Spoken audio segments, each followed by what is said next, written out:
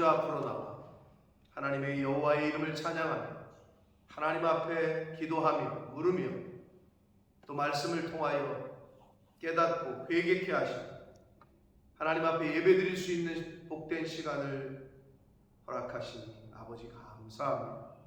아버지 하나님, 누구에게나 열려있으나 누구나 오지 못하는 이 자리에 저희들을 불러주셔서 인도해 주셔서 아버지 감사합니다.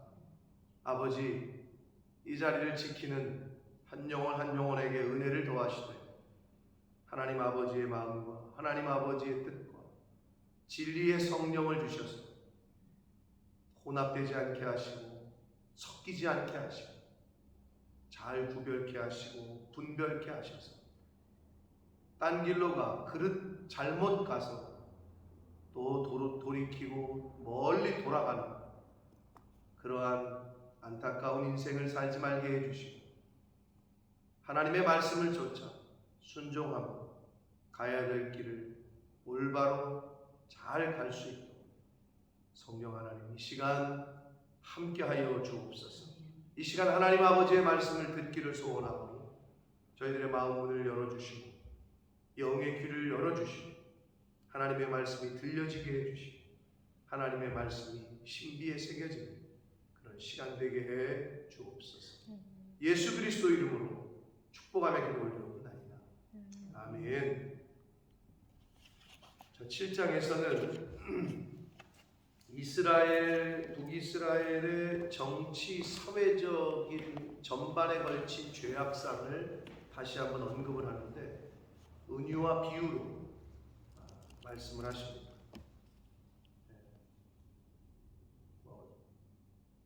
뒤집지 않은 전병이라든지 굉장히 은유적이고 비유적인 표현을 하시면서 우리에게 교훈을 주시고 있어요. 그래서 당시의 이스라엘은 왕으로부터 가장 낮은 일반 백성에 이르기까지 어느 한쪽이 아니라 이스라엘 백성 전체가 다 하나님 앞에 죄를 짓는 그러한 상황이었습니다. 근데 결국은 이들이 하나님 앞에 징계를 받지 않고 회복할 수 있는 유일한 길은 어제 우리 6장에서 본 하나님께로 돌아가는 것, 그리고 오늘 우리가 찬양했던 대로 여호와를 힘써 아는 것. 좀 아까 찬양한 내 평생의 소원이 대속해 주신 사랑을 간절히 알기 원한다고 그랬는데 그거는 딱 호세아의 주체 찬양이라고 해도 손색이 없는 일맥상통한 교훈을 주시고 있는 말씀입니다. 하나님을 알지 못했고 하나님을 안다고 하는데 어떤 사람들이 그러잖아요. 내가 저 사람을 평생을 만났는데 한평생 같이 살았는데 난 저 사람을 잘 모르겠어. 뭐 이런 말 하잖아요. 그런 거랑 비슷한 거지. 모태신앙으로 한평생 예수를 믿고 하나님을 믿었는데 어제도 말씀드렸지만 대학교 신학교 교수로 신학을 공부한 박사인데 하나님이 너 나 아냐? 이렇게 묻는다면 이건 참 진짜 예수님께서도 말씀하셨죠. 니들이 나를 아무리 주여 주여 불러도 난 너희를 모르겠다. 만약에 이렇게 된다면 인생은 헛사는 거죠. 헛사는 거예요. 그러니까 잘 점검하셔야 되는 거죠. 내가 지금 서 있는 좌표, 내가 지금 가는 길, 내가 하는 행동, 내가 하는 말들이 하나님에게 맞는지, 아버지의 그 뜻에 맞는 건지, 하나님이 알아주시는 건지, 아니면 하나님, 난 너를 모르겠다. 네가 언제 주의 이름으로 뭐 선지자 노릇을 하고, 네가 뭐 주의 이름으로 병을 고치고, 너가 그렇게 했는지 모르지만 나는 너를 모르겠다.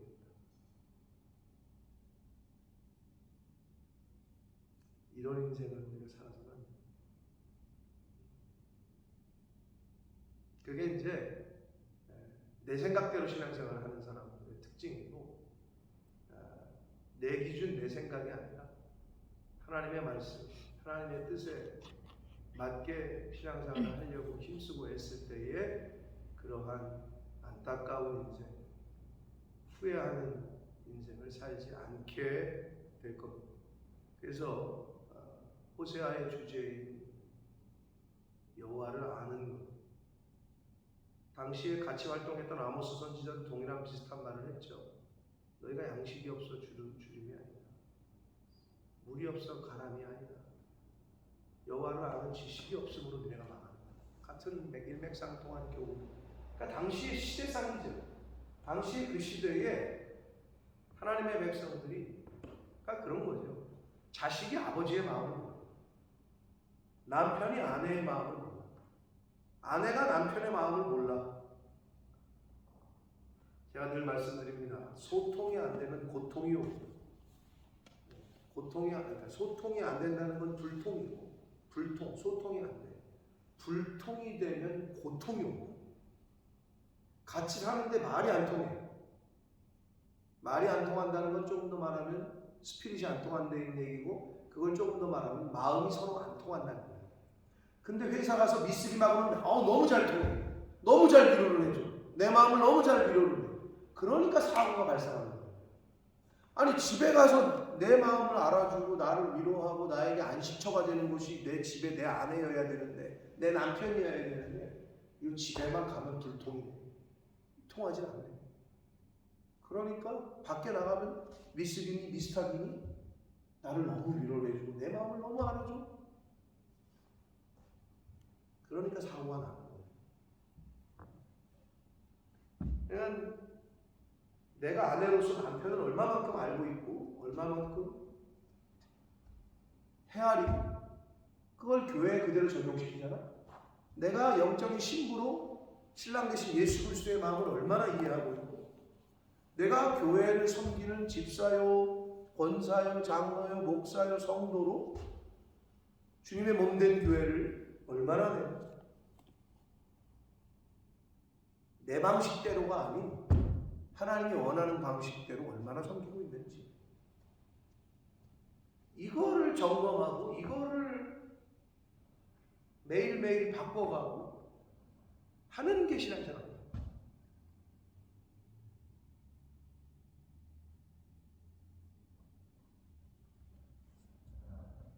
말이 안 통하다 말이 통하잖아요. 마음이 서로 통하잖아요. 그러면 굳이 말하지 않아도 알아. 눈빛만 봐도 알 수 있어. 그렇게 되는 관계가 되는 거지. 근데 당시에 하나님과 이스라엘 백성들은 완전히 불통이 됐어요. 그러니까 고통만 남았어요. 왜 그러냐? 이미 마음속에 딴 여자가 있는 거예요. 이미 마음속에 딴 남자가 있어요.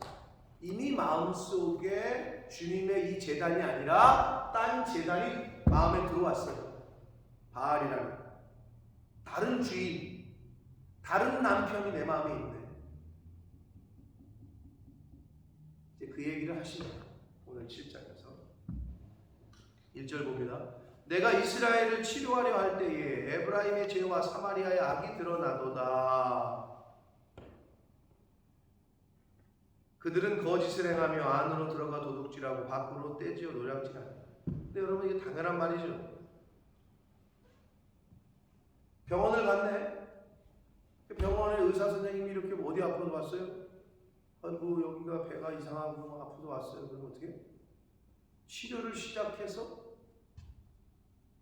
또 엑스레이를 찍거나 MRI를 찍거나. 승혁이 무릎 수술할 때 의사 선생님이 그랬어요. MRI 상에는 이렇게 보이는데 절개를 해서 이제 봤을 때, 안을 봤을 때 확연하게 드러날 거야. 그래서 이걸 이렇게 할 건지 이렇게 할 건지 이렇게 할 건지 이렇게 할 거다. MRI 상에는 어차피 MRI지만 그건 열어서 직접 본 게 아니니까 즉 그 말이에요. 치료를 시작한다는 말은 하나님이 이제 갈랐더니 뭐가 났대? 에브라임의 북이스라엘의 죄, 사마리아도 이스라엘을 말하고 북이스라엘을, 에브라임도 북이스라엘. 에브라임은 북이스라엘의 대표적인 지파고 사마리아는 북이스라엘의 수도죠. 한마디로 그 이스라엘 백성들의 죄악이 다 드러났다는 거야. 당연하지. 치료를 시작하니 당연하지. 찌개발 쪼갰더니 웬걸 완전히 썩었네 이것들이. 지금 그 얘기하시는 그거예요. 겉으로는 몰라. 뭐 멀쩡한 것 같아. 근데 하나님이 우리의 심장과 폐부를 감찰하시는데 이 속에 더러운 것들이 꽉 차 있는 거지. 근데 사람들은 모르는 거지. 열길 물속은 측량이 되지만 한 길도 안 돼 보이는 마음속에 어떤 생각을 갖고 있는지는 인간은 몰라요. 하나님은 다 아신다는 거죠. 그래서 이걸 다시 얘기하면 하나님이 내가 이스라엘을 치료하려 할 때 이 얘기했잖아요. 한마디로 어떤 사람 교회 왔다가 왜 예배드리다가 찬양 중에 나가거나 막 머리 아프고 막 앉아있지 못하느냐? 그게 어찌 보면 정상적이에요. 성령이 임하면, 진리의 영이 임하면 어둠에 있는 사람은 빛이, 내가 늘 얘기하지만 어둠을 좋아해가지고 안 보이는 데서 나쁜 짓 하고 있는데 거기다가 후라시를 비추잖아요. 숨어있는데 후라시를 비추면 그 불 비추는 사람을 죽이려고 해요. 불 안 꺼! 그런다. 전쟁에서 제일 먼저 죽는 사람 누구라고? 이렇게 불 비치면서 보초 쓰는 사람. 그 불을 꺼야 몰래 들어올 거야. 그러니까 그걸 하는 사람이 제일 먼저 죽어. 전쟁 영화에 보면 똑같은 얘기야. 하나님의 영이 임하잖아요. 그러면 그 왜 나가느냐? 못 견디고 막 머리 아프다 그러고 막 자기는 못 앉아 있겠다 그러거든요. 자기도 모르는 거예요. 진리의 영이 오면 내 안에 있는 그 거짓된 것들이 가만히 있지를 못해요. 근데 그걸 모르는 거지, 영적인 세계를. 그러니까 어떻게 보면 가끔 있어요. 근데 교회 처음 왔는데도 들리는 사람이 있고 평안하고 너무 좋았다고 얘기하는 사람이 있고. 여러분은 모르시나? 18년 동안 거의 반반 또는 왔다가 얼굴이 벌써 낯빛이 바뀌어요. 안절부절 못해. 좌불안석이야. 그러다 나가버려. 너무 앉아있는 게 힘들다 자기가. 그 힘든 게 당연한 건데 그걸 모르지. 영적으로. 왜? 빛이 오는 거야. 진리가 오는 거지. 그러니까 어두움인데 빛이 오니까 싫은 거지. 그거거든요. 그러니까 그 말이야. 내가 치료하려 할 때라는 얘기는 하나님의 영이 내 안에 임하면 다 드러난다는 거죠. 하나님의 성령의 조명하심, 진리의 조명하심이 나를 비추면 다 드러나는 거예요.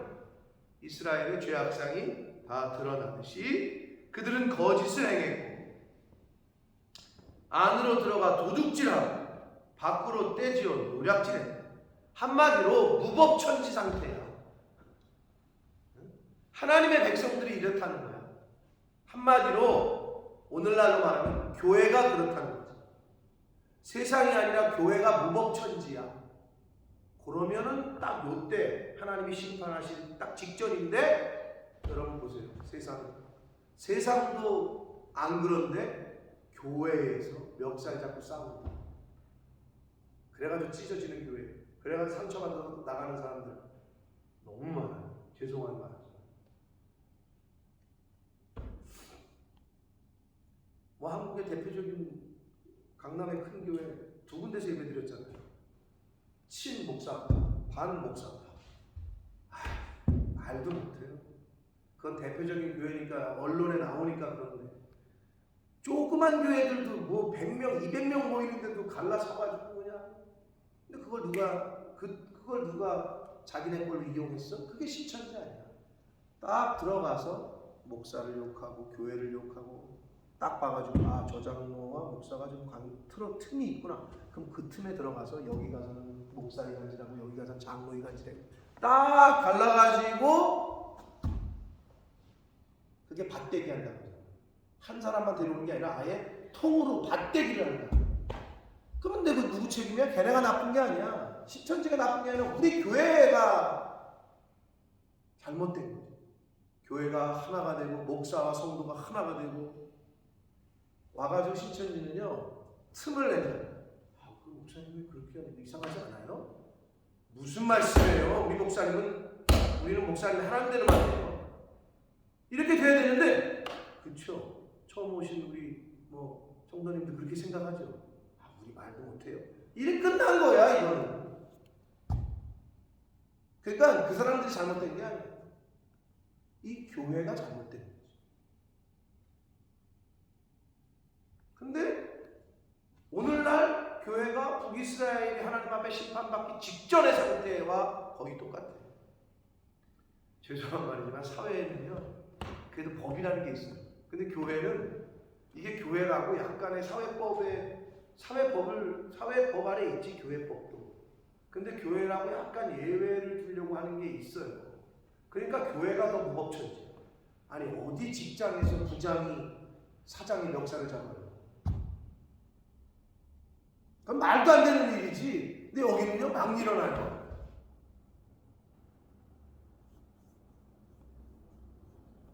최소한의 예의조차도 사라지는 상태가 돼버리는 거죠.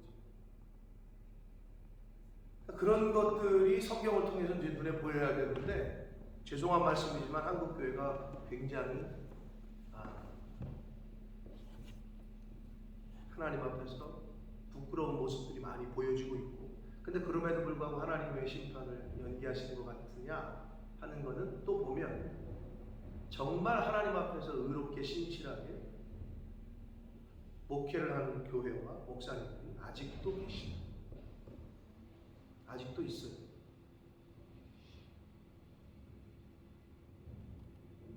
그래서 그런 걸 보면 알곡과 쭉정이는 언제 구분된다고요?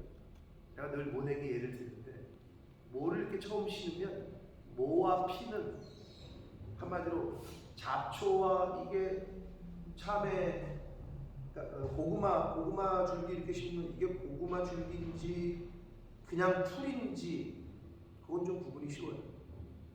근데 아무튼 그것처럼 이게 벼 이삭인지 피, 잡풀인지 처음엔 분간이 안 돼요. 진짜 내가 늘 아버지한테 혼난 게, 너는 왜 자꾸 벼를 뽑냐는 거야. 나는 피를 뽑아야 되는데. 나는 벼가 피 같아, 피가 벼 같고 구분을 못 하겠더라고. 근데 이제 농사 지시는 분들은 딱 보면 아는데, 나는 아직 어려서 그때는. 근데 그게 그대로 두잖아요. 그러니까 성경 말씀이 참 진리야. 그대로 둬. 쭉정이를 뽑다가 알곡까지 상할까? 그게 딱 나지. 내가 피를 뽑아야 되는데 자꾸 벼를 뽑으니까 구분이 안 되니까. 근데 그대로 둬라. 추수 때에 알곡이면 벼면은 이삭을 내죠. 근데 피는 아무것도 안 내죠. 그냥 그게 커, 그냥 피는. 근데 처음에 어렸을 때는 몰라. 똑같아, 생긴 게 진짜로. 근데 이게 추수 때 되면 벼는 그 벼 이삭을 내죠. 열매를. 근데 이 피는 그냥 똑같이 커. 아무것도 열매가 없어. 그럼 딱 맞는 말씀이죠. 추수 때 배에서 알곡은 곡간에 쭉정이로 불태우고. 열매를 맺지 못하는 신앙생활을 하시게 되면, 그래서 이제 성경은 부끄러운 구원 나오는 거예요. 무슨 열매를 맺을까? 우리가 하나님 앞에서. 그래서 열매를 맺어가는 신앙생활을 해야 된다는 건데, 무법천지 상태였다는 거예요. 2절, 내가 모든 악을 기억하였음을 그들이 마음에 생각하지 아니하고. 참 무서운 말씀이에요. 저와 여러분의 지금까지 살아왔을 때 하나님 앞에 죄진 거를 하나님은 다 알고 계시겠죠. 내가 모든 악을 기억했다. 그런데 그들이 마음에 생각하지 아니한다. 하나님이 내가 지금 이렇게 말하고 행동하는 거, 이렇게 마음 품는 거를, 이렇게 속이는 거를, 이렇게 거짓하는 거를 다 아시는 거를 생각하지 않는 거지. 그걸 생각하면 겁나서 못하겠지. 근데 인간이 참, 하나님을 믿는데도 왜 그런 생각을 해요? 그때 그 생각을 안 하는 거지.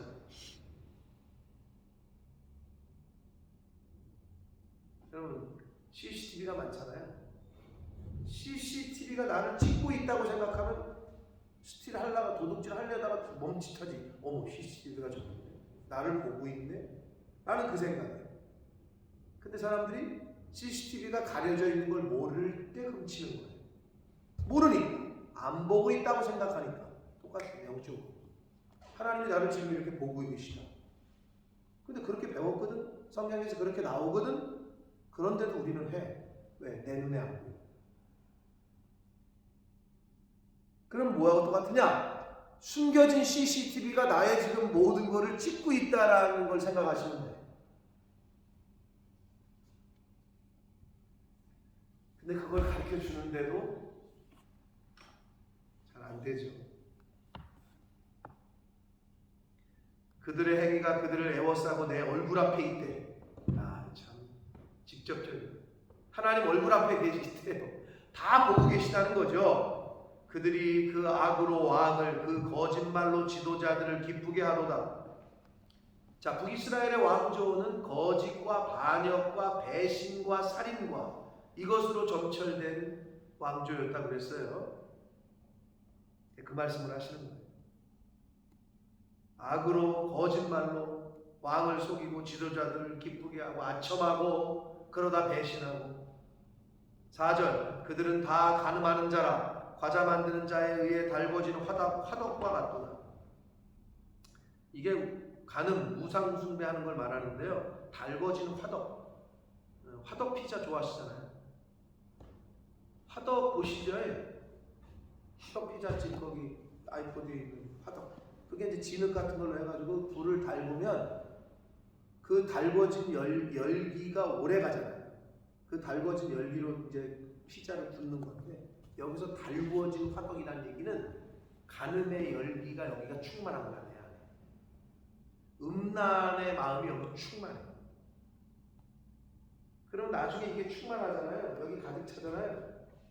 집에 들어갔는데 말도 안 되는 거짓말로, 그러니까 이게 그냥 바람을 펴도 헛짓거리를 해도 냉철하게 이렇게 잘 알리바이를 만들어서 해야 되는데 이게 활활 타오르잖아요. 그럼 미스가 생겨요. 꼬리를 잡히는 행동을 하게 돼. 그게 왜 그러냐? 이게 너무 여기 꽉 차가지고.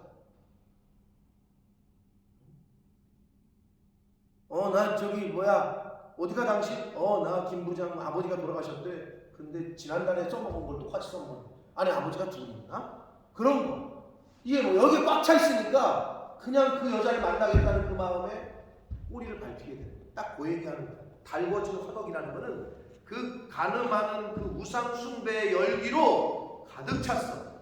그가 반죽을 뭉침으로 발효되기까지만 불 일으키기를 그칠 거니까.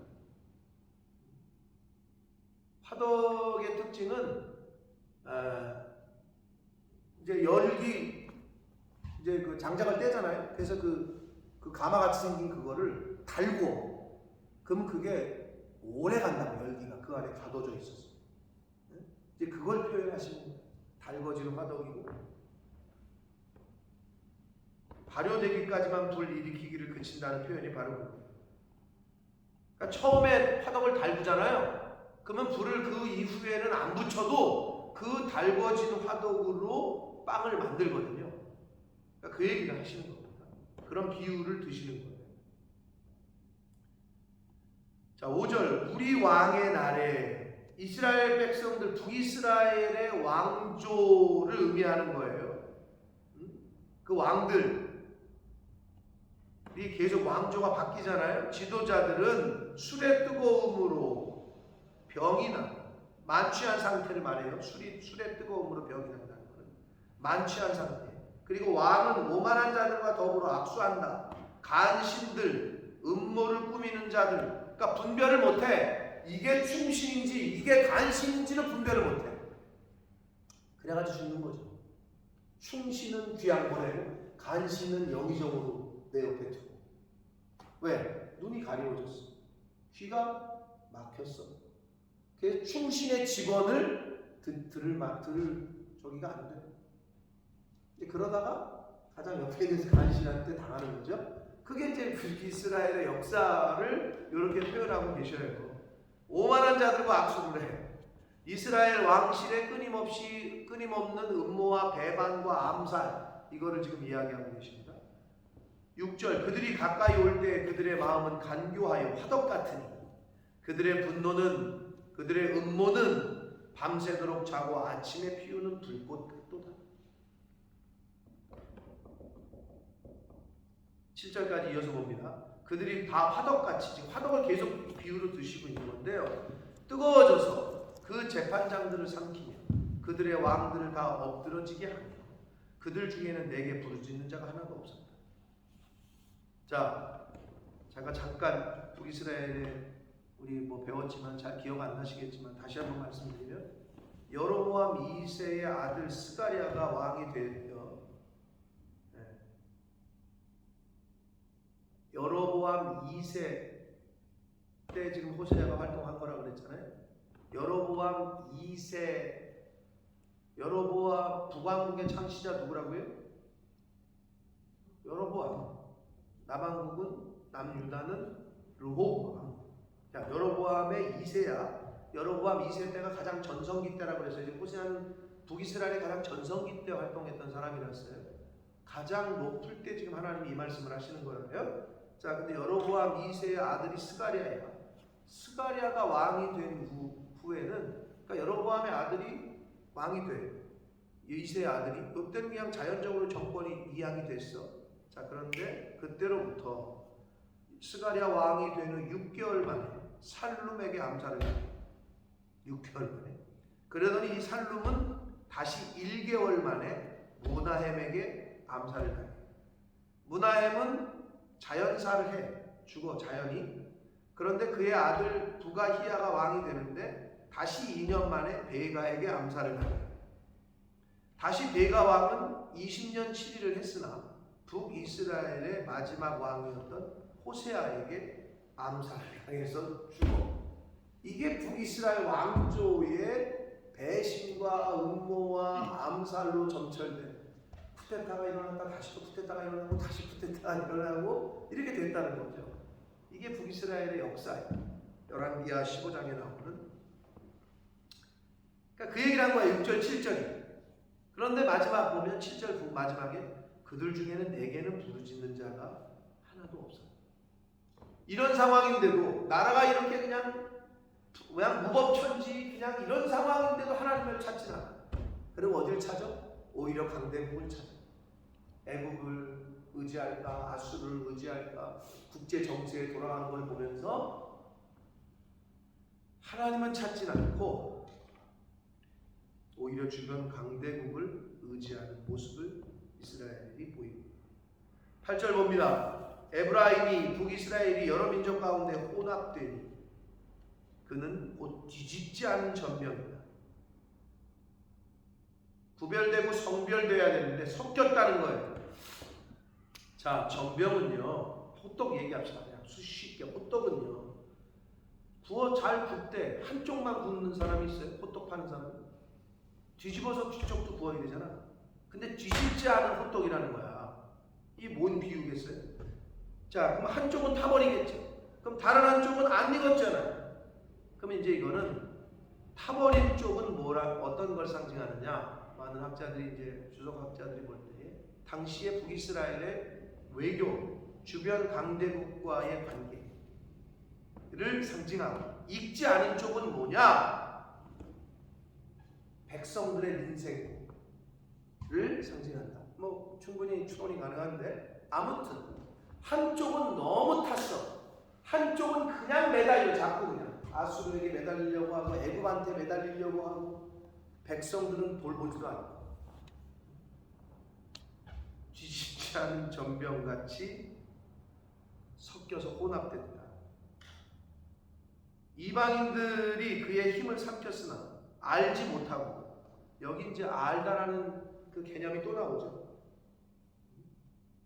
그걸 알지 못하고 백발이 무성할지라도 알지 못한다. 이거는 백발, 즉 오랜 시간이 지났는데도, 아니 시간이 오래 갔는데도 아직도 깨닫지 못한다는 의미가 바로 백발이 무성할지라도 알지 못한다라는 말씀입니다.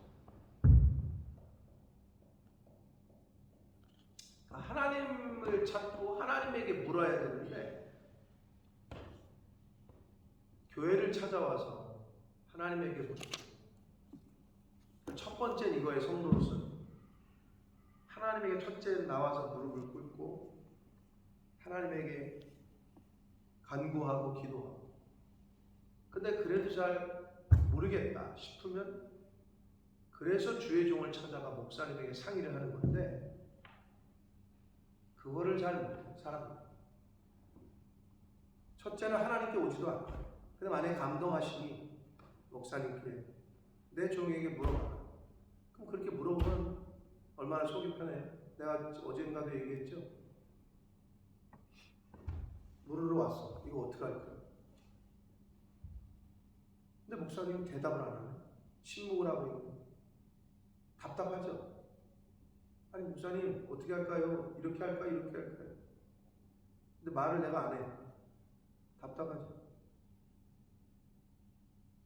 나도 그렇다니까. 하나님에게 묻는데 이렇게 하세요 라고 말해주시면 좋겠어, 하나님. 그게 너무 힘들어. 그러면 어쩔 땐 안 찾아오는 게 감사할 수도 있어. 찾아와가지고 묻잖아요. 집사님 이렇게 하십시오. 그때 나 목사님 뭐랬냐면, 너 그게 얼마나 힘든 거냐? 그거 네가 책임져야 돼. 그렇게 말해버리잖아요. 그거 어떡하냐?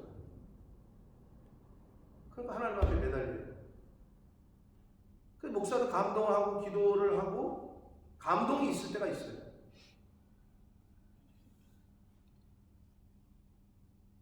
그래서 내가 어제도 유집사님 얘기를 듣는데, 유집사님 하시면 잘할 것 같다.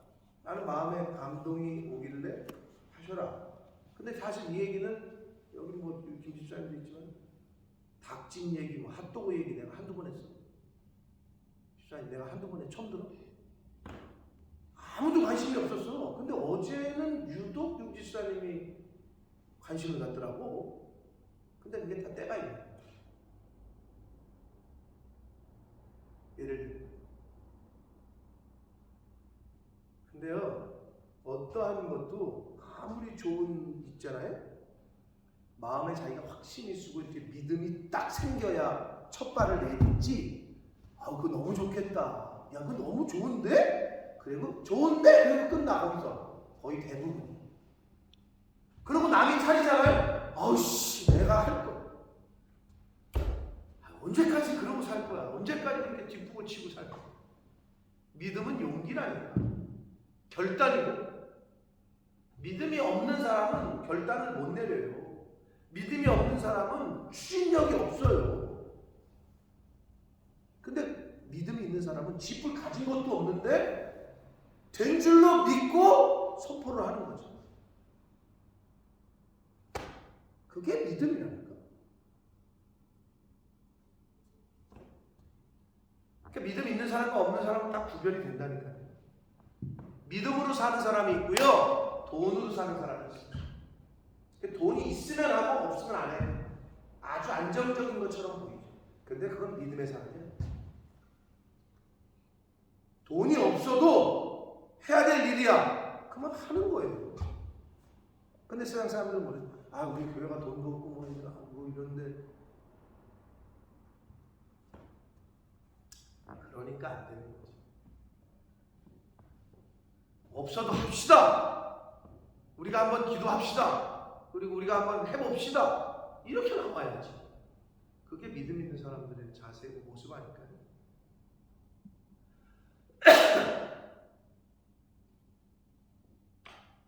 역대상 10장에 보면 사울이 죽은 것은, 사울이 죽는 장면이 나와요. 사울왕 여호와께 묻지 아니하였으므로 라는 말이 나와요. 여호수아 9장에 보면 여호수아가 가나안 땅 점령할 때 하나님이 뭐라 그러셨어요? 가나안 원주민들 어떻게 하라고 그랬어요?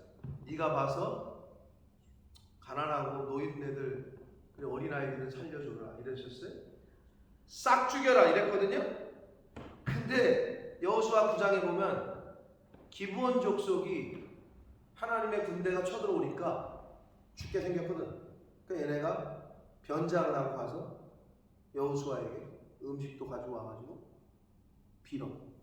우리 이렇게 언약하고 이러니까 여호수아가 어떻게 했어요?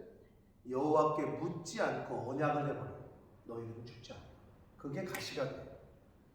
이스라엘 간의 정복 전쟁에 있어서 그 두 가지. 그러니까 뭐야? 여호와께 묻지 않냐. 사랑하는 성도 여러분, 이게 굉장히 중요한 거예요. 근데 저도 저한테 묻지 않았는데 뭐 어떡하겠어?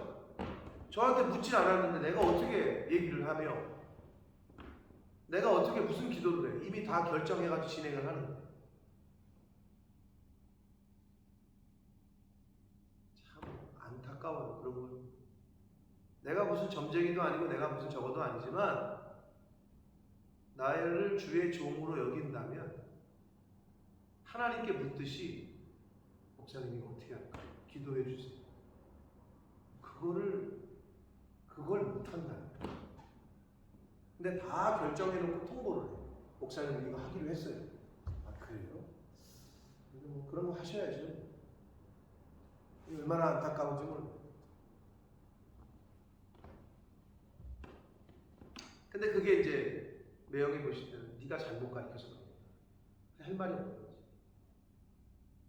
그걸 왜 그렇게 내버려 두냐는 거지. 똑바로 가르쳐야지.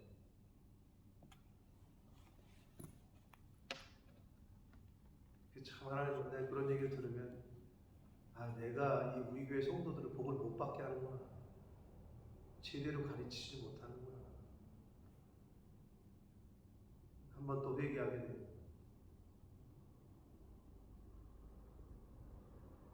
물어야 학생은 선생님에게 묻고 멘티는 멘토에게 묻고 자식은 부모에게 묻고 성도는 하나님에게 묻고 주의 종들의 선지자들에게 물어야 그래야 시행착오가 없어요. 그래야 실패가 없다고. 여호와께 묻지 아니했다 라고 말씀합니다. 10절 이스라엘의 교만은 그 얼굴에 드러난다. 여기 성경에도 나오죠? 아니 어디 아파? 뭘 보고? 낯빛이 안 좋아. 얼굴에 다 드러나는 거야. 그 사람 화났는지 안 화났는지 삐졌는지 안 삐졌는지 얼굴에 다 드러나요. 저 사람 뭔가 기분 좋은 일 있는 것 같은데 얼굴에 다 드러나요. 이제 그거가 잘 안 되는 사람들은 포커페이스라고 얘기하는 거예요. 포커페이스가 왜 포커페이스인지 아세요? 목사님? 들어봤어요? 포커페이스라는 말? 들어는 봤어요? 근데 그 의미는 모르겠죠. 왜 포커페이스라고 그러는지. 카드를 칠 때, 포커를 할 때 좋은 패가 들어와. 그럼 어떻게 해? 속으로 좋잖아. 그러면 아싸 이러면 어떻게 해? 쟤네들이 상대방이 저씨 좋은 거 들어가구나. 난 이번에 죽어야 되겠네. 또 나쁜 패가 들어와. 그러면 저쪽에서 지르겠지. 그러니까 이거를 상대방에게 보이지 말아야 돼. 좋은 게 들어와도 나쁜 게 들어와도 상대방에게 알리지 말아야 될 때 그걸 포커페이스라고 합니다. 기뻐도 안 기쁜 척, 슬퍼도 안 슬픈 척. 그래서 포커페이스라고 얘기하는 거예요. 근데 사람은 사실 얼굴에 다 드러나게 돼 있어요. 눈빛에 드러나게 돼요. 여기 뭐라 그래? 이스라엘의 교만은 그 얼굴에 드러났대잖아요.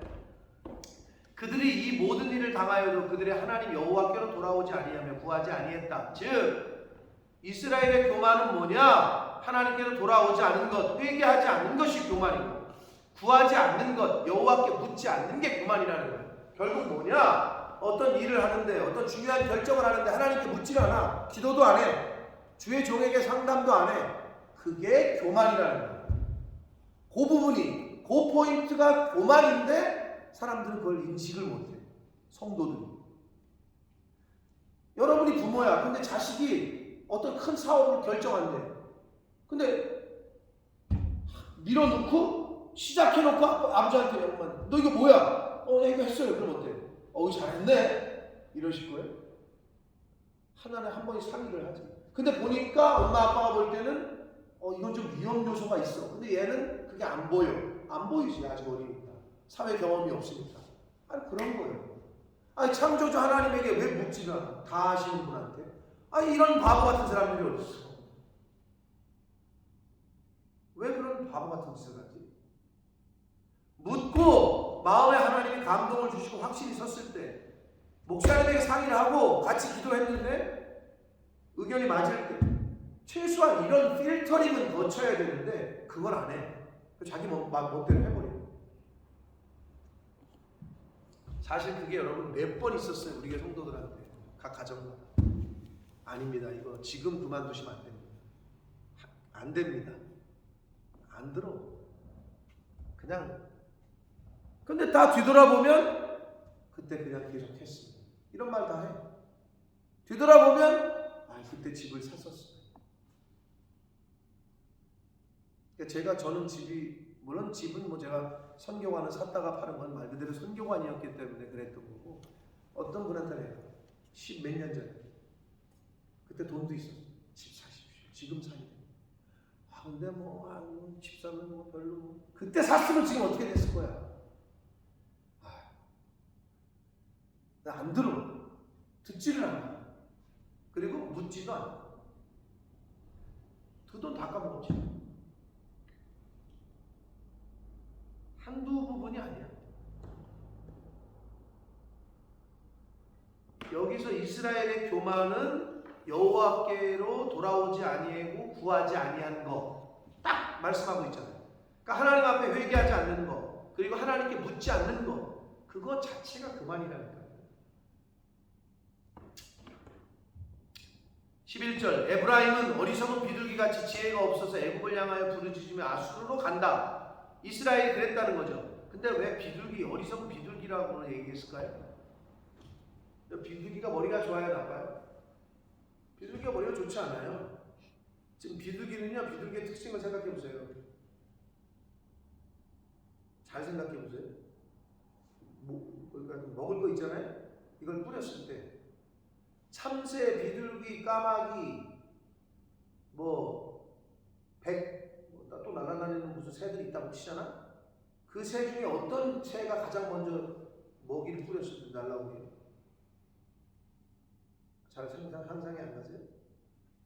여기다 손에다 놓고 있으면 참새가 날라와서 이렇게 먹던가요? 참새는 절대 안 나요. 이 비둘기는 멍청해가지고 먹이만 일로 뿌리면 일로 우르르, 이쪽에 뿌리면 일로 우르르. 그걸 상징하는 거예요. 북이스라엘이 하나님을 찾지 않고 이쪽에 먹을 거 이제 일로 우르르, 아수르로 우르르, 애굽으로 우르르. 지금 그 얘기하는 거예요. 네? 애굽을 향하여 부르짖으며 아수르로 간다. 어쩔 때는 애굽으로 가서 도와달라는 거, 어쩔 때는 아수르에 가서 도와달라는 거. 근데 이게 우리의 모습이라는 거예요. 하나님을 찾지 않아. 딱 보니까 저 사모님한테 붙어야 돼. 저분한테 붙어야 될 것 같아. 일로 우르르. 요쪽 새로운 사람이 왔는데 이 사람이 좀 뭔가 네트워크도 많고 돈이 많아 보여. 일로 우르르. 그게 우리의 모습이라는 거예요. 하나님이 그걸 보시고 그 사람을 쓰시겠어요? 그러니까 단순해. 하나님이 쓰시는 사람은 제가 누누이 얘기하지만 순전한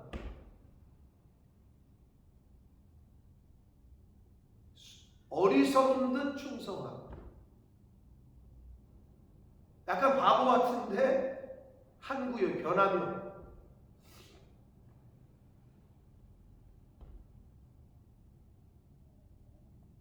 남목사님네 교회에 주차 요원을 하는 청년이 있어요. 이 영상은 도전교회 성도들이 보지는 않겠지만 근데 그 친구가 어떤 친구냐면 약간 떨어져. 그 친구. 예를 들어 주차 요원 하잖아. 그럼 이렇게 주차 요원이니까 장로님 차가 들어오잖아. 그럼 거기 성도들 차가 들어오잖아. 그럼 이렇게 여기 대십시오. 근데 안 되잖아. 자기가 말하는 대로 안 되면 딴 데 자리가 있으면 될 수도 있잖아. 그럼 잘 되시라고 하면 되는데 자기가 되라는 대로 안 되면 승질을 내. 그러니까 약간 2% 부족한 친구인데 비가 오나 눈이 오나 그 시간 딱 그 자리에 있어. 무슨 말이냐? 굉장히 충성해. 그리고 항상 그 자리를 지켜. 비가 오나 눈이 오나. 그런 장점이 또 있는 거지 그 친구가. 근데 목사님 이번에 뭐라 했냐면 근데 담임 목사가 안식년을 이렇게 떠나잖아요. 그럼 몇 개월 오래 가 있었잖아요. 그리고 이제 뭐 글을 올렸대. 형도 보고 싶은 성도님들 해가지고 글을 올렸는데 밴드가 있는 거지. 자기네 교회 밴드. 제일 먼저 답단 사람이 걔네. 보고 싶은 담임 목사님. 여행은 잘 하고 계신지. 또 글은 잘 쓰더라고. 내가 그 글을 읽어봤어 직접. 근데 하나님이 가끔 보면 자폐아들 왜 천재들 있잖아요. 약간 자폐끼리 있는데 천재. 약간 그런 게 있는 거예요. 하나님이 공평하신 것 같아요. 그렇게 충성하고 헌신하고. 담임 목사가 글을 올렸는데 제일 먼저 답을 합니다. 그래.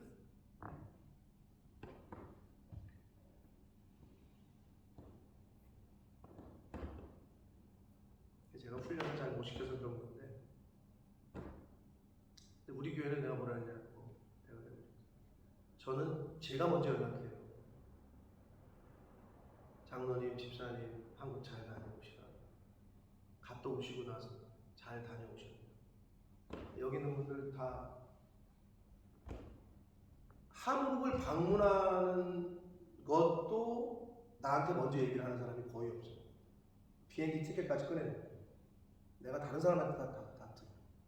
그리고 떠날 때 잘 다녀오겠습니다 하는 사람이 거의 없는데, 장로님은 몇 번 나한테 문자를 보냈던 거 같아요. 돌아와서 목사님 잘 왔습니다 하는 사람도 거의 없어요. 내가 먼저 연락을 하죠 항상. 근데 그게 훈련이 안 됐더라고 내가 보면. 근데 그게 나중에 어떻게 되는 줄 알아요? 자식이면 부모한테도 그래요. 여행을 떠나기 전에 어머니하고 잘 다녀오겠습니다. 당연한 거 아니에요. 그럼 돌아오고 나서 부모한테 잘하면 그나마 다행이에요. 근데 이제 훈련이 안 되는 거지. 도착했으면 잘 도착했습니다. 근데 그런 거를 전혀 못하고, 그러니까 그걸 어려서 또 훈련을 시켰어요. 여기는 어떻게 하냐? 교회는 군대를 가건 해외를 나가건 무조건 담임 목사한테 나와서 인사하고 기도받고. 네, 예를 들면 우리 권사님 그 노력하시려고 하는 건 내가 아는데 누가 와, 유난히가 와, 목사님 찾아내 인사드려. 그게 기본이야. 그게 나를 대접하라는 게 아니라 그 애를 교육시키는 데 있어서 기본이야. 내가 유난히한테 유난아 잘 왔냐? 아, 목사님 제가 연락드리려고 했었는데 그 말을 항상 하더라고. 근데 그게 기본이야. 그게 그 자식을 위해서 가르쳐야 돼. 근데 다 그래. 모든 사람들. 근데 그게 이제 어려서부터 가르쳤어야 되는 거지. 어려서부터. 하나님에게 너 가기 전에 교회 가서 기도하고 가. 그런 거 가르치듯이.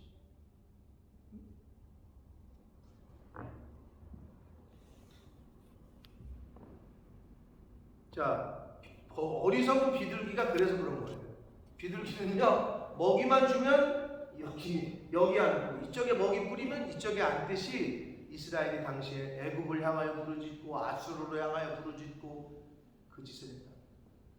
12절, 그들이 갈 때에, 즉 이스라엘 백성들이 원조, 즉 도움을 청하러 갈 때에 그 말이에요. 내가 나의 그물을, 하나님께서 그물을 그 위에 쳐서 공중의 새처럼 떨어뜨리고, 즉 아수르가 못 도와주게 해. 애굽이 못 도와주게 했다는 거죠. 전에 그 회중에 들려준 대로, 전에 그 회중에게 들려준 대로, 누구를 통해서? 율법과 선지자를 통해서 예언한 대로 그 말이에요. 그들을 징계할 것이다.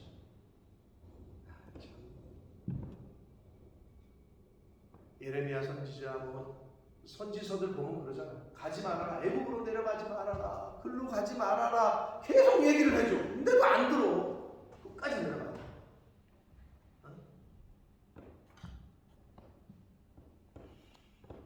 13절, 화 있을진저 그들이 나를 떠나 그릇 같습니다. 패망할진저 그들이 내게 범죄하였습니다. 하나님을 떠나고 하나님께 범죄하면 화가 임합니다. 패망합니다. 그게 이스라엘 하나님이 택하신 백성들을 멸망시키시잖아요. 하나님.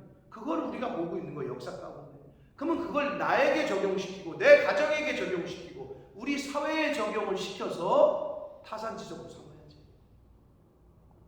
하나님을 떠나 그릇 가면, 하나님에게 범죄하면 패망하고 화가 임한다. 내가 그들을 건져주려 하나 그들이 나를 거슬러 거짓을 말하고, 하나님께서는 그럼에도 불구하고 건져주시려고 했지만 자꾸 거짓말을 해. 이 말은 뭐냐? 우상 숭배에 대한 합리화를 해. 아니요, 내가 뭐 이렇게 하려고 했는데, 찾아오려고 했는데 뭐 어쩌고저쩌고, 아니요, 내가 뭐 안 하려고 했는데. 가장 꽃 중에 아름다운, 사람들이 좋아하는 곳이 합리화라고 하는데 자꾸 핑계 없는 무덤 없다고 하잖아요. 우리나라 속담에 자꾸 핑계를, 자꾸 합리화하시고. 가장 빠른 길은 뭐라고요? 관계 회복에 회개해요. 제가 잘못했습니다. 아버지, 내가 잘못했습니다.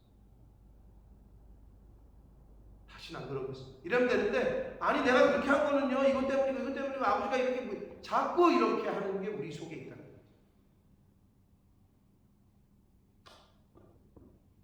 14절, 성심으로 나를 부르지 아니하였어. 부르긴 부르는데 성심으로, 즉 전심으로, 즉 진심으로 하나님을 찾질 않아. 오직 침상에서 슬피 부르짖으며 곡식과 새 포도주로 말미암아 모이며 나를 거역했다. 이 말은 경제적, 물질적 원조를 찾아서 침상에서 슬피 부르짖는 것도 바알에게 부르짖는 거다. 우상에게 이거 이번에 이거 해결해야 되는데, 이런 문제, 경제적인 문제, 물질, 먹을 거 해결해야 되는데, 풍요의 신, 다산의 신 바알에게 침상에서 부르짖는 걸 말하는 거예요. 그래서 그러면서 나를 거역했다라고 하나님이 말씀하십니다. 내가 그들, 즉 이스라엘 백성들의 팔을 연습시켜 힘있게 하였으나, 즉 하나님께서 이스라엘 백성들을 훈련시켜서 힘있게 하셨죠. 가나안 원주민들도 다 물리치겠고. 그런데 그들은 내게 대하여 악을 꾀했다. 은혜를 배은 망덕, 은혜를 원수로 갚은 거죠. 16절, 그들은 돌아오나 높으신 자에게로 돌아오지 아니하니 하나님에게 돌아오질 않아. 속이는 활과 같으니, 이건 빗나간 화살 같은 걸 말하는 거예요. 그러니까 하나님 돌아오는 척하면서 엉뚱한 데를 가는 거죠. 당시에 이스라엘 백성들은 야 오늘 저기 주일이네, 야 안식일이야, 소 잡어, 소 가서 하나님께 드리고, 야 바알에게 가서 또 제사, 이걸 다 했다니까. 양다리 걸쳐서 속이는 화살. 그들의 지도자들은 그 혀의 거친 말미암아. 혀의 거친 말이 뭐예요? 하나님에게 불평과 원망을 하는 말을 거친 말이라고 여기서 표현하고 있는 거예요. 하나님에게 불평하고 원망하고 그것으로 말미암아 칼에 엎드러지리니, 하나님에게 원망하고 불평했던 출애굽 당시부터 그럼 하나님은 다 죽이셨다. 이것이 애굽 땅에서 조롱거리가 될 것이다. 하나님의 말씀을 무시하고 선지자들을 무시하고, 하나님의 말씀을 전하는 선지자들의 말씀을 무시하고 거친 말을 해대고. 예레미야 어떻게 했어요? 예레미야 선지자 애굽으로 추방시키잖아요. 애굽으로 내려가지 말라고 얘기했더니 애굽으로 보내버려요. 야 진짜 못된 거지.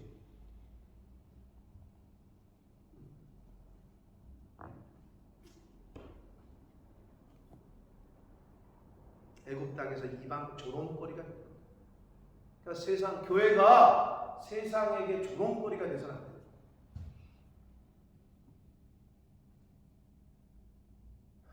그 정도 되면 때가 가까운 거예요. 교회가 그래도 사회의 빛이 되어야 됩니다. 어두움의 등대와 같은 역할을 해야 되는 것이 교회고, 그걸 개인으로 말하면 예수 믿는 우리들이 그런 빛을 밝혀줘야 돼요. 어둠에 있는 사람들에게 빛을 전해줘야 되고, 빛은 생명이고 빛은 좌표고. 등대가 뭐예요? 저기로 가면 산다 이거 아니야? 그러니까 우리가 자꾸 빛을 비춰줘야 돼. 어둠 가운데 있는 사람,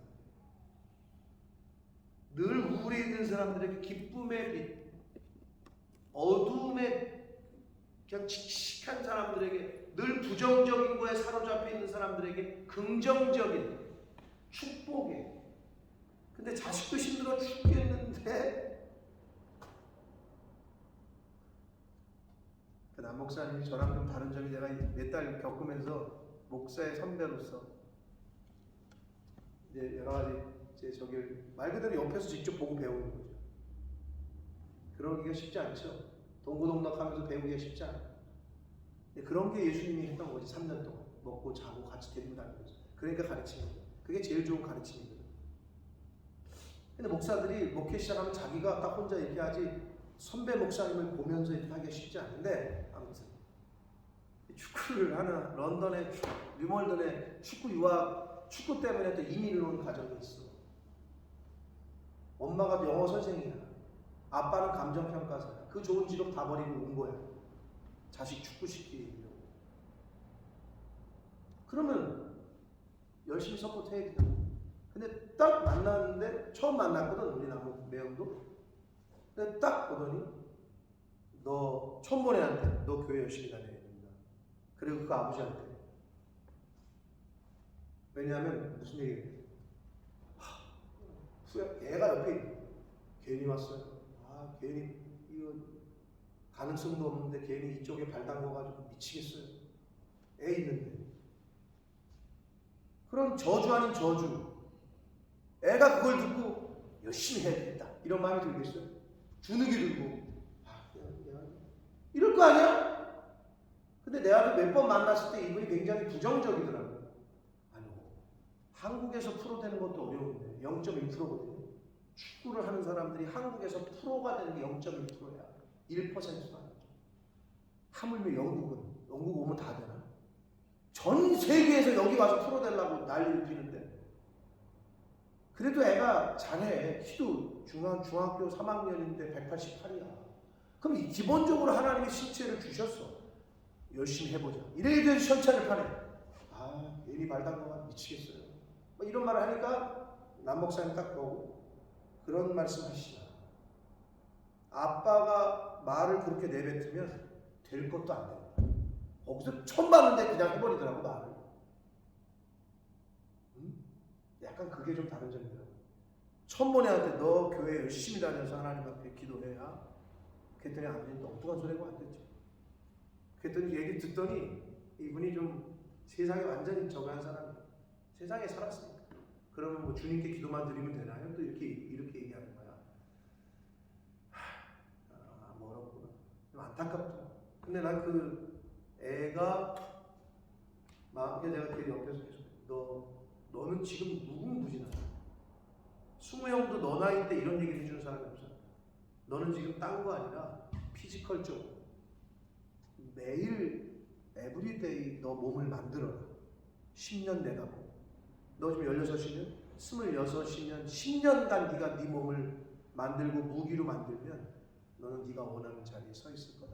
라고 이 얘기를 이영표 선수가 승우 힘들어할 때 해준 얘기예요. 딴 데 보지 말고 지금 네가 어디 있는 거 생각하지 말고 하루하루 계속해서 운동을 꾸준히 해라. 근데 그게 운동선수뿐만 아니라 누구에게나 마찬가지예요. 공부하는 사람? 지금 내가 별로 실력이 없어. 아니, 매일매일 공부한다고 생각해. 안 될 게 뭐가 있어, 10년 후에. 와, 의사도 되겠네, 변호사도 되겠네. 이영표 선수가 그랬거든. 자기는 지금 딱 마음 먹고 내가 의사가 되겠다. 그러면 몇 년에 의사가 될 수 있고. 그게 정점을 찍은, 최고의 정점을 찍어본 사람들, 거기까지 가는 과정을 아는 거거든. 근데 똑같다고 그 방법은. 근데 우리가 그걸 못하는 거지. 생각해보세요. 지금 우리 뭐 권사님 옛날에 열심히 걸으시더니 지금 걸으시는지 모르겠는데, 저기 바닷가도 걷고 뭐 그랬다고 그랬잖아. 그걸 지금까지 해왔다고 생각해봐. 지금 S라인이야. 지금 살 쏙 빠졌을 거야. 당연히 그렇지 않아요? 운동이건 공부건 뭐건 똑같다는 거지. 근데 우리가 그걸 못한다는 거지. 신앙생활도 똑같아. 하나님께 받은 은혜 너무 커. 그날 은혜를 받았어. 그러면 그 다음날도 받으려고 노력을 해야 돼. 새날이니까. 어제 것은 지나갔습니다. 근데 그게 아니에요. 과거에 내가 나 과거에 그렇게 경험이 있지. 나도 은혜 받아봤지. 여기에만 취해 살아. 그때 우리 수련회 가서 뜨거웠지. 뭐 뜨거웠는데 지금은 그 생각을 못해 사람들. 근데 이게 다 똑같다는 거야. 이게 얼마나 안타까운지 모르겠어. 자, 얘기가 오늘 좀 길어졌지만 이 북이스라엘의 지금 모습이 오늘날 우리의 모습일까 두렵고 나의 모습일까 두렵습니다. 여러분 우리가 참 매일매일 하나님의 말씀에 본을 받아서 매일매일 결단해야 돼요. 매일매일. 그렇게 안 되잖아요. 내가 수고를 보면서 그 약간 어려운 시기를 거치고 얘가 하루도 안 빠지고 집을 갔어. 훈련하고 오잖아? 피곤도 할 텐데 매일 가. 그러니 당연히 몸이 지금 약간 삐쩍 마른 것처럼 보이지만 속이 50kg를 들고 내가 깜짝 놀랐어. 25kg 바벨을 들고 이게 누워가지고 이걸 이렇게 하는 거 있어요. 바닥에 있는 걸 들으려고 했는데 이걸 못 들겠는 거야. 근데 얘는 이거를 누워서 그래서 내가 그걸 힘이 없는 줄 알았는데 이 근력이 50kg 바벨을 들고 하더라고요. 나는 한 번을 못해 이거를. 내가 걔보다 몸무게가 더 나아. 다른 거 없어. 매일매일 하나님 앞에 나와서 신앙이건 공부건 똑같아. 우리 한번 그렇게 해봅시다. 여러분 기도 제목이 있어요? 쉬지 않고 매일매일 하나님 앞에 간구하시라. 근데 우리가 솔직히 1년을 해봤어, 2년을 해봤어. 하다가 그냥 그치잖아. 멈추고. 인내는 연단은 소망을 이룹니다. 하나님이 그 인내를 보십니다. 하나님이 그 꾸준함을 보십니다. 인간도 그런 거예요. 꾸준한 사람을 저 사람 참 성실해. 저 사람 참 이렇게 생각하잖아요. 하나님 보실 때 어떠시겠어요? 그것만 되면 여러분의 자녀들, 여러분이 지금 생각하는 것들 하나님께서 다 하나님의 방식대로 하나님의 때에 이루어 주실 줄 믿습니다. 매일매일 주시는 생명과 시간 속에서 주시는 말씀 가운데 감사와 기쁨으로 이 말씀을 이루어가는 복된 신앙생활, 이 땅에서의 삶을 사시는 저와 여러분이 되시길 예수 그리스도 이름으로 축복합니다. 살아계신 하나님 아버지 감사합니다. 오늘도 생명 주시고 새날 주시고 아버지의 집에 이 은혜의 보좌 앞에 저희들을 불러주셔서 아버지 감사합니다. 아버지 누구에게나 열려있는데 우리 권사님 집사님 그 마음을 이끌어 주시고 발걸음을 이끌어 주셔서 이 자리로 나오게 해주시고 기도하게 해주시고 말씀을 듣게 해주시고 결심케 하시고 결단케 하시니 하나님 감사합니다. 아버지 하나님께서 매일매일 태양을 뜨게 하시듯 매일매일 우리에게 생명을 주시듯 그렇게 생명을 하루하루 연장받고 그렇게 하루라는 시간을 더 살게 하실 때 매일매일을 하나님 앞에 예배드리며 매일매일을 하나님 앞에 나와 무릎 꿇고 간구할 때 하나님께서 하나님의 때에 하나님의 방식으로 응답해 주실 줄 믿습니다. 그 믿음으로 하루를 사는 저희들 되게 하여 주옵소서. 예수 그리스도 이름으로 축복하며 기도드리옵나이다. 하늘에 계신 우리 아버지 이름이 거룩히 여겨